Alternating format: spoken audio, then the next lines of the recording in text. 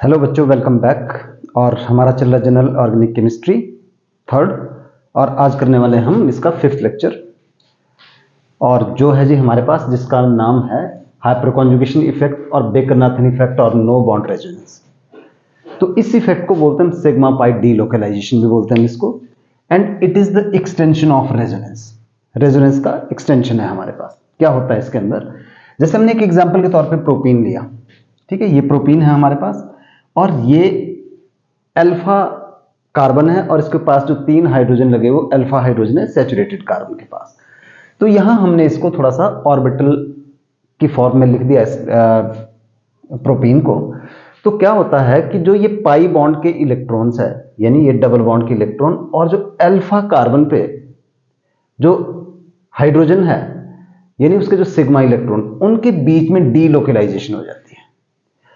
Delocalise का मतलब ये यहां से बॉन्ड बनाते हैं तो पाई इलेक्ट्रॉन इस तरफ को शिफ्ट हो जाते हैं।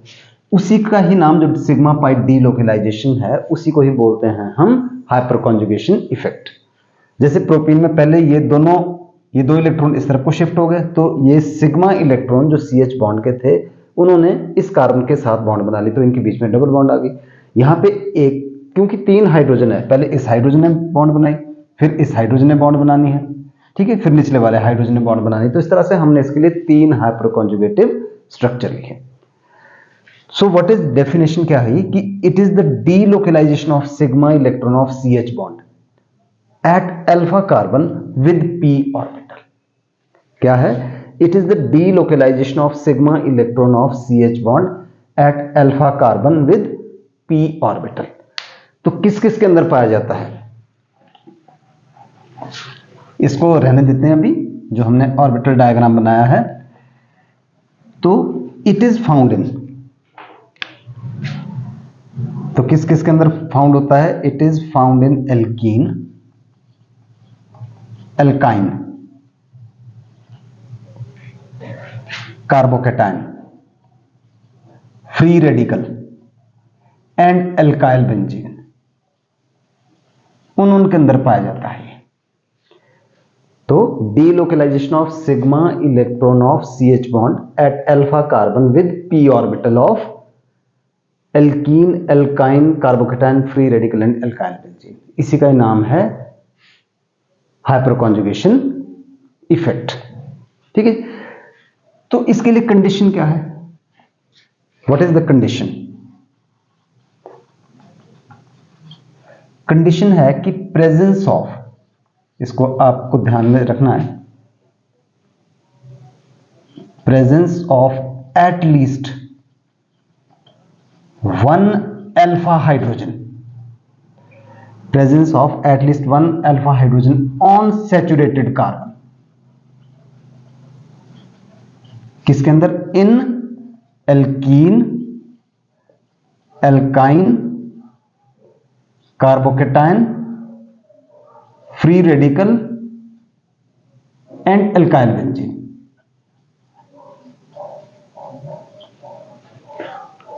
So what is the necessary and sufficient condition कि there must be at least 1 alpha hydrogen on saturated carbon। जैसे प्रोपीन का एग्जांपल है, तो सैचुरेटेड कार्बन पे कम से कम 1 अल्फा हाइड्रोजन होना जरूरी है।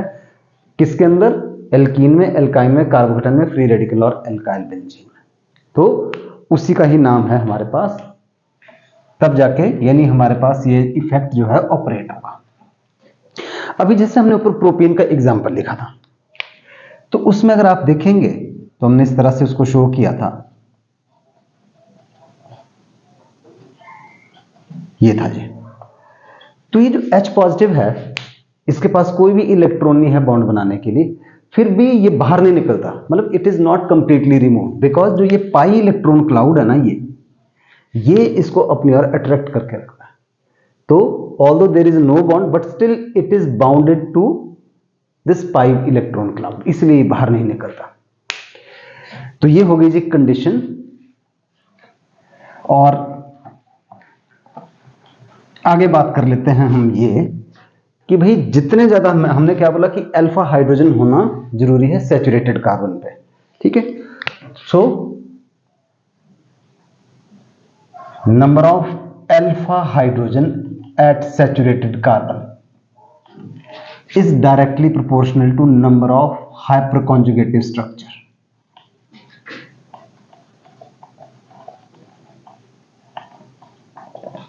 ठीक है, पहली बात, नंबर ऑफ अल्फा हाइड्रोजन जितने होंगे at saturated carbon is directly proportional to number of hyperconjugative structure, and number of hyperconjugative structure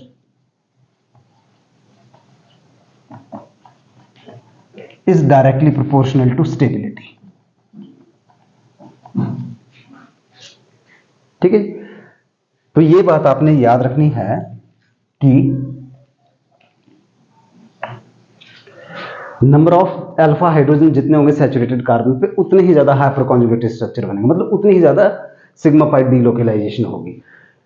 तो और जितने ज्यादा नंबर ऑफ हाइपरकॉन्जुगेटिव स्ट्रक्चर्स बनेंगे उतनी ही ज्यादा उस कंपाउंड की स्टेबिलिटी होगी। Let us take the example of alkene.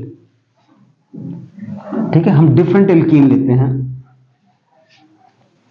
सबसे पहले हमने क्या किया, प्रोपीन का एग्जांपल दोबारा से लिया जाए। दिस इज प्रोपीन, इसके पास अल्फा हाइड्रोजन कितने हैं जी, 3 अल्फा हाइड्रोजन है, तो इसके पास 3 हाइपरकॉन्जुगेटिव स्ट्रक्चर बनेंगे। जैसे ऊपर अभी हमने स्टार्टिंग में बनाया कि 3 हाइपरकॉन्जुगेटिव बनेंगे। Now let us take this,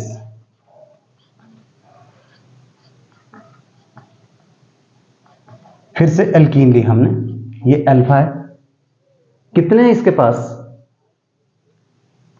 alpha hydrogen कितने हैं, 1, तो 1 अल्फा हाइड्रोजन है, तो इसका 1 हाइपरकॉन्जुगेटिव स्ट्रक्चर बनेगा।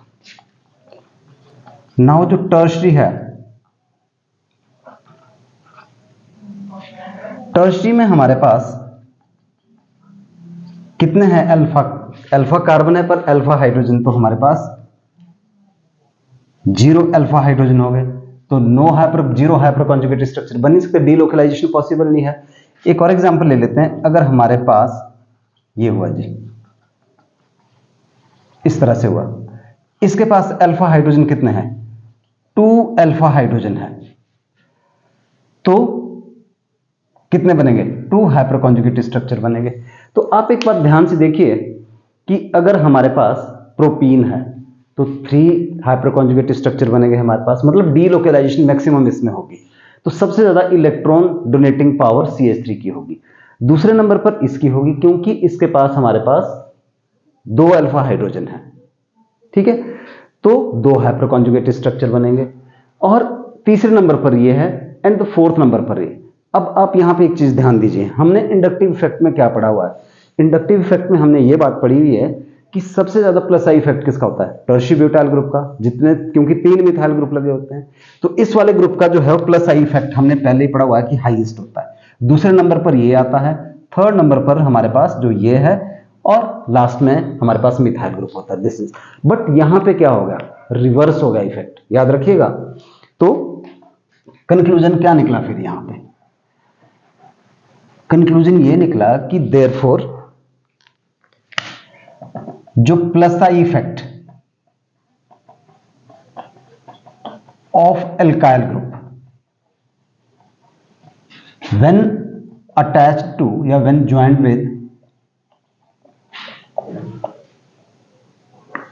कार्बन कार्बन डबल बॉन्ड,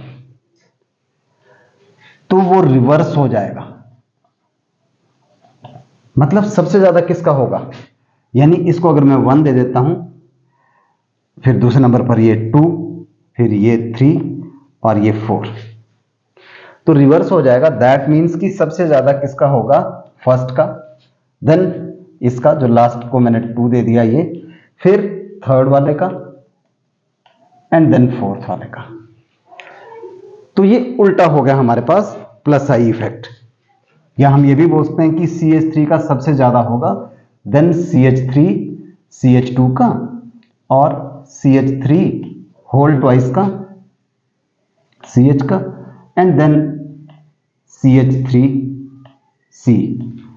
इस तरह से हो गया प्लस आई इफेक्ट, रिवर्स हो गया। अदरवाइज ये ध्यान दीजिएगा, अदरवाइज क्या होता है हमारे पास, अदरवाइज तो व्हेन सैचुरेटेड कार्बन की बात कर रहे हैं, हमने प्लस आई इफेक्ट पढ़ा हुआ सैचुरेटेड कार्बन के अंदर या सैचुरेटेड कंपाउंड के अंदर क्या होता है, उल्टा होता है, यानी टर्शियरी ब्यूटाइल का सबसे ज्यादा होता है, देन सेकेंडरी इसका हमारे पास आइसोप्रोपाइल ग्रुप का,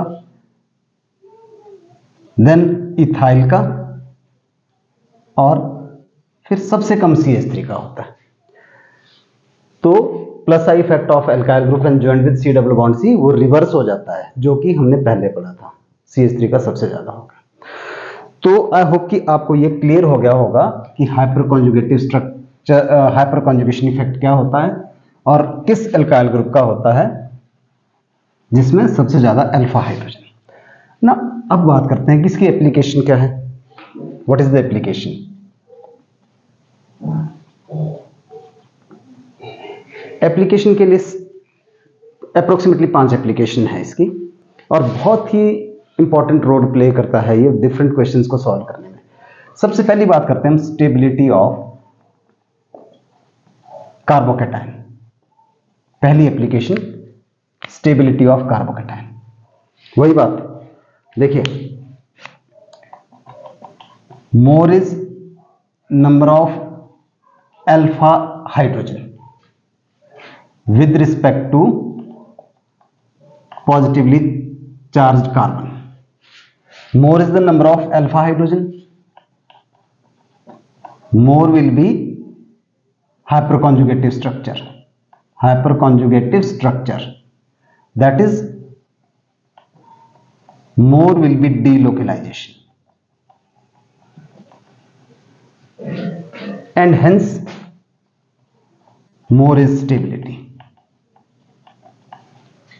ठीक है, more is the number of alpha hydrogen with respect to positively charged carbon, more will be hyperconjugative structure, that is more will be delocalisation of positive charge, and more is the stability.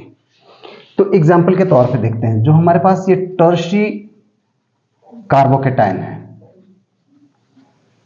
ये सबसे ज्यादा stable है, then secondary carbocation, then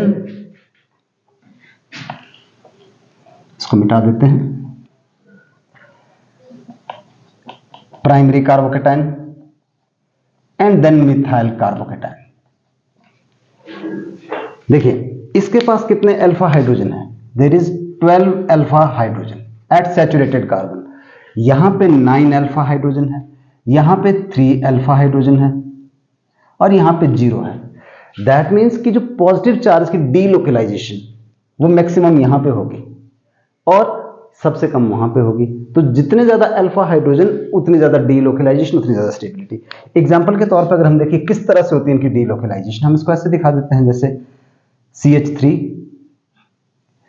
और CH3 ये positive charge, और इसको हमने इस तरह से इस वाले को एक्सपेंड कर देते हैं, यहां पे ये, तो ये सिग्मा इलेक्ट्रॉन और यहां पे इस कार्बोकैटायन का p ऑर्बिटल, यानी अगर हम इसको डायग्रामेटिकली दिखाएं ऐसे, ये जैसे हमने स्टार्टिंग में भी बात की थी, इसके जो CH3 ग्रुप यहां पे,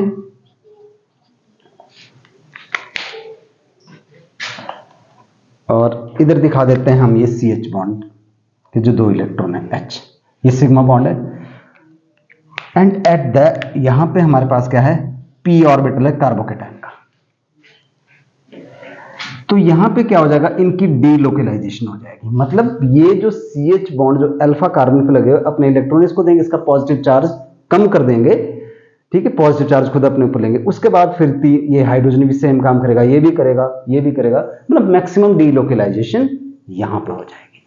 तो जितनी ज्यादा डीलोकलाइजेशन उतना ज्यादा जो है स्टेबिलिटी ऑफ कार्बोकैटायन होगी। जैसे अच्छा नॉर्मली हमारे को क्या, जैसे स्टूडेंट्स बहुत सारे याद रखते हैं कि जो ऑर्डर है भी स्टेबिलिटी ऑफ कार्बोकैटायन का क्या है, tertiary then secondary then primary then methyl, और इस बात को हम इंडक्टिव इफेक्ट से भी हमने जस्टिफाई किया, बट इंडक्टिव इफेक्ट से ज्यादा इंपॉर्टेंट हमारे पास हाइपर कॉन्जुगेशन इफेक्ट है। जैसे मान लीजिए आपसे क्वेश्चन पूछा जाए कि हमारे पास दो कार्बोकेटायन दिए हुए हैं, एक ये है और एक ये कार्बोकेटायन है। अब अगर हम यही बात याद रखें कि भाई सेकेंडरी ज्यादा स्टेबल होता है, तो कंफ्यूजन ये होगी कि ये तो दोनों ही स्टेबल है, मतलब दोनों ही इक्वल होने चाहिए, बिकॉज सेकेंडरी तो दोनों ही सेकेंडरी है, जिस कार्बन के ऊपर पॉजिटिव चार्ज है वो आगे दो एल्काइल ग्रुप से अटैच्ड है, तो दोनों ही स्टेबल है हमारे पास होने चाहिए। बट एक्चुअल में क्या है, अभी हमने क्या ऊपर लिखा था कि more is the number of alpha hydrogen, more will be hyperconjugated structure, more will be delocalization. तो आप यहां देखिए, इसके पास यहां पे अल्फा हाइड्रोजन ये हो गए और यहां पे ये, मान लीजिए फर्स्ट कार्बोकेटायन है, ये सेकंड है। तो अगर हम अल्फा हाइड्रोजन देखिए, यहां पे कितने हो गए, 3 और 3 6, 6 अल्फा हाइड्रोजन हो गए, मतलब यहां पे 6 हाइपर कॉन्जुगेटेड स्ट्रक्चर बनेंगे, और यहां पे 3 और 2 5 अल्फा हाइड्रोजन है। दैट मीन्स कि बेशक दोनों सेकेंडरी कार्बोकेटायन है, but carbocation 1 is more stable than 2. So this is the first application to explain the stability of carbocation. In the same way, second application है stability of free radical.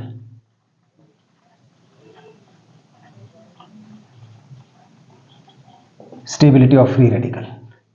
Again tertiary, then secondary, then primary, then methyl free radical.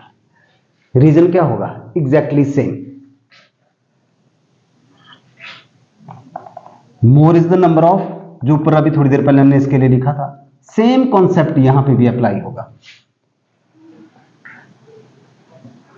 क्या होगा कि जितने ज्यादा alpha hydrogen, यहां पे वही बात होगी, 12 अल्फा हाइड्रोजन है, यहां पे 6 है जी हमारे पास, सॉरी 3 3 6 3 9, प्लीज इसको करेक्शन कीजिएगा, मैंने पिछली बार भी जो है वो बाय मिस्टेक जो है क्या कर दिया था, 12 बोल दिया था, but it was 9, it was mistake, please इसको करेक्शन कीजिएगा, दैट वाज माय फॉल्ट।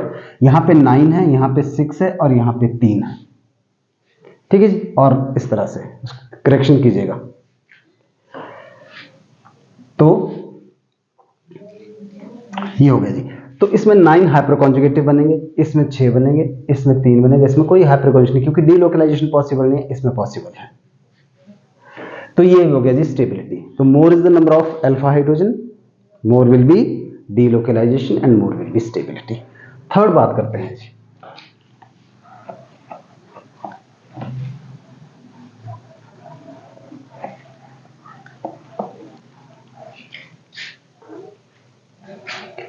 और तीसरी एप्लीकेशन है हमारे पास stability of alkene.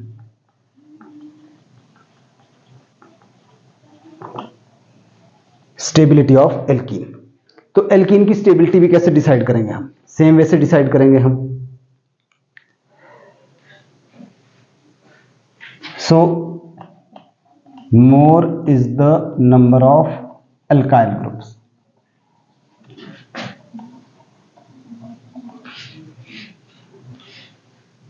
More will be alpha hydrogen, जितने ज्यादा अल्काइल ग्रुप्स लगे होंगे उतनी ही ज्यादा अल्फा हाइड्रोजन होगी, and more will be stability,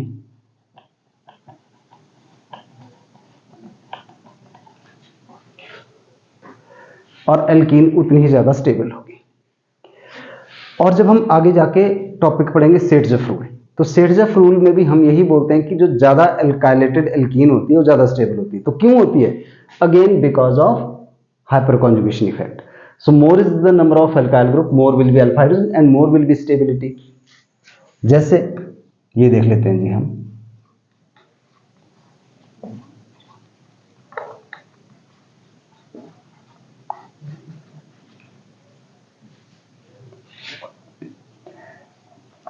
दूसरी एल्कीन ले लेते हैं हम, ये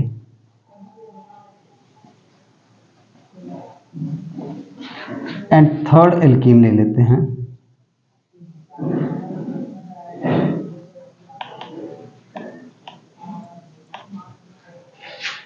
ये देन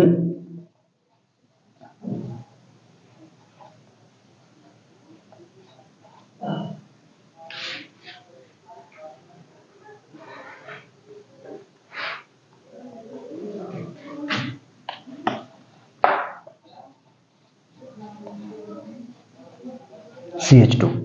तो हमने 4 एल्कीन लीजिए।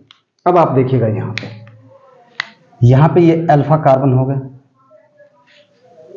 तो अल्फा हाइड्रोजन हो गए कितने, 3 6 9 12। इसके अंदर 12 अल्फा हाइड्रोजन है, तो इसमें मैक्सिमम डीलोकेलाइजेशन हो जाएगी, तो ये एल्कीन मोस्ट स्टेबल होगी। देन यहां पे देखें अगर हम, यहां पे 3 6 9, यहां पे 9 अल्फा हाइड्रोजन है, और यहां पे कितनी हो गई, 6 अल्फा हाइड्रोजन, और यहां पे कितने हो गए, 3 अल्फा हाइड्रोजन। तो आप देखिएगा अगर मैं इनको नंबरिंग दूं 1 2 3 4, तो मेरे पास जो स्टेबिलिटी का ऑर्डर आया ना, वो first will be the most stable, then second, then third and then fourth. Fourth will be least stable.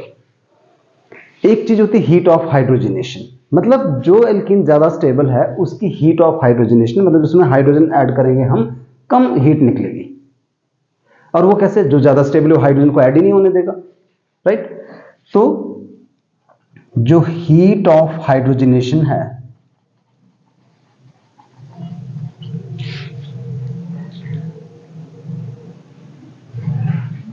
वो इनवर्सली प्रोपोर्शनल है स्टेबिलिटी ऑफ एल्कीन के, या stability of alkene is inversely proportional to heat of hydrogenation. That means कि अगर हम बोलें कि heat of hydrogenation किसकी सबसे कम, रिवर्स हो जाएगा ऑर्डर, फर्स्ट वाले की सबसे कम होगी, मतलब ये मोस्ट स्टेबल है, देन सेकेंड वाले की, then third and then fourth. तो this is the third application, that is stability of alkene. और heat of hydrogenation is inversely proportional to stability, more is the stability of alkene, lesser will be heat of hydrogenation. इसकी सबसे कम होगी और इसकी सबसे ज्यादा होगी heat of hydrogenation. Next comes to the fourth application of this effect, that is bond length, carbon carbon bond length.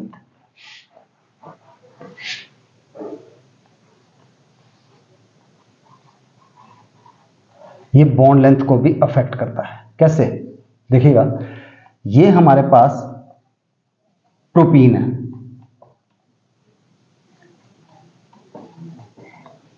मान लीजिए 1 2 3, और एक ले लेते हैं हम प्रोपेन,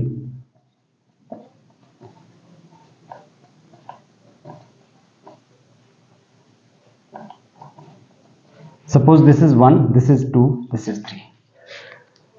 तो जो बॉन्ड लेंथ होगी ना ऑफ C2C3 इन प्रोपीन, इस वाले की बात कर रहे हैं, in propene will be less than C2C3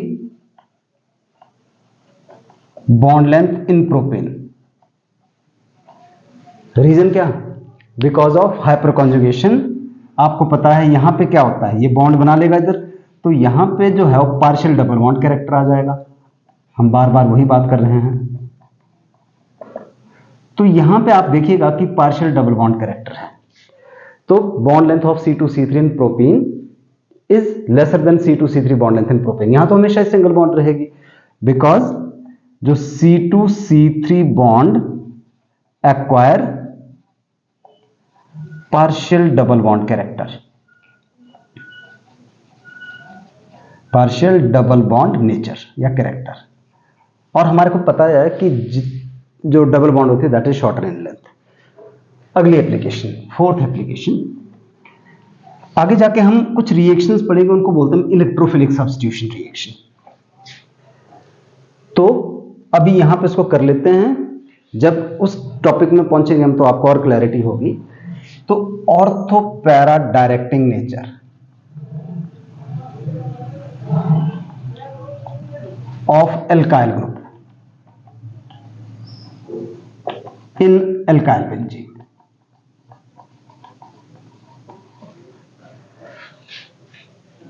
तो ड्यू टू H इफेक्ट, जो इलेक्ट्रॉन डेंसिटी है वो इंक्रीज होती है at ortho and para position. Due to H effect electron density increases at ortho and para position, किसके अंदर? Alkyl benzene के अंदर। तो देयरफॉर जो इलेक्ट्रोफिलिक सब्स्टिट्यूशन होती है वो वहां पे हो जाती है। Electrophilic substitution occur at ortho para में। Let us understand this with example. ये हमारे पास एल्काइल बेंजीन है और यहां पे ऊपर ये CH3 ग्रुप लगा हुआ है। तो अगेन अल्फा पोजीशन पे विद रिस्पेक्ट टू बेंजीन क्या है हमारे पास?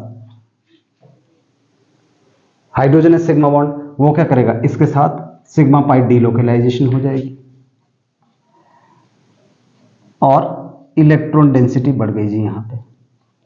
अब इलेक्ट्रॉन डेंसिटी बढ़ गई तो एक तो इलेक्ट्रोफिलिक सब्स्टिट्यूशन रिएक्शन ज्यादा फास्ट हो जाएगा, ठीक है, मतलब rate of electrophilic substitution increase होगा। दूसरा क्या हो जाएगा हमारे पास? ऑर्थो पे जाएगा। अब ऑर्थो के बाद जो है ये इलेक्ट्रॉन रेजोनेंस इफेक्ट आगे से आगे चलता रहेगा। शुरुआत हाइपर कॉन्जुगेशन से हुई, अब पैरा पोजीशन पे इलेक्ट्रॉन डेंसिटी बढ़ गई, एटसेट्रा। तो इस तरह से हमने इसके अंदर जो है वो देख लिया कि ऑर्थो पैरा डायरेक्टिंग नेचर और activating power of alkyl group in alkyl benzene toward electrophilic substitution क्यों होती है? Because of hyperconjugation effect. It increases electron density on benzene ring and further since the electron density mainly increases at ortho and para position, so it is ortho para directing. And the last application,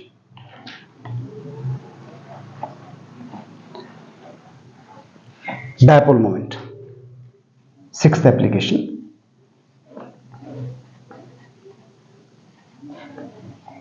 dipole moment। देखिए due to H effect, hyperconjugation effect, polarity develop, polarity develop यानी charge develop होता है। अब हमारे को एक बात पता है कि जो डायपोल मोमेंट होता है चार्ज इनटू डिस्टेंस, तो अगर चार्ज पोलैरिटी डेवलप होगी, चार्ज डेवलप हो गया हमारे पास, तो देयरफॉर डायपोल मोमेंट बढ़ जाएगा, तो डायपोल मोमेंट इंक्रीज हो जाएगा। फॉर एग्जांपल जो डायपोल मोमेंट होगा प्रोपीन का, it is greater than ethene,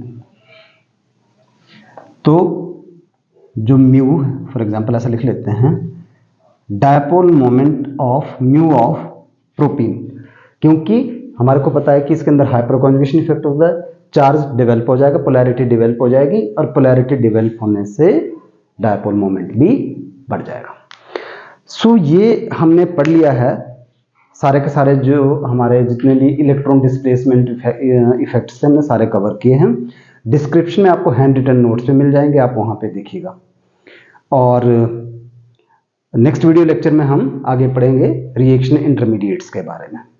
so that's all for this class and see you in next video lecture.